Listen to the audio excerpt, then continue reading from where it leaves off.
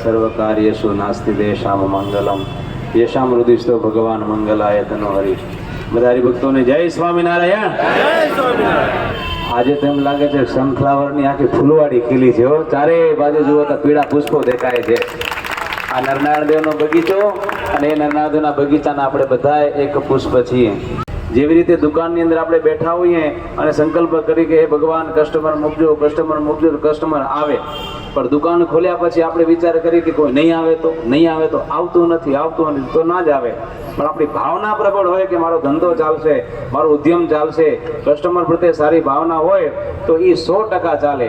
એ મંત્રની અંદર જેટલી ભાવના આપણી પ્રબળ એટલી સિદ્ધિ આપણને પ્રાપ્તિ એટલી ને એટલી વિશેષ.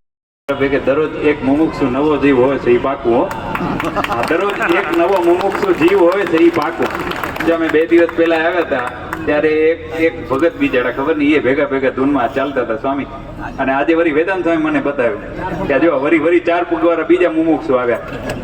અરે ભાઈ આ પ્રતાપ છે ધૂનનો. આપણને ભલે સામાન્ય વાત લાગતી હોય પણ આ બહુ મોટી વાત છે. ભાગમાં હોય ને ભાગમાં ત્યારે આવા મુમુક્ષુ જીવ આપણી સાથે જોડાય.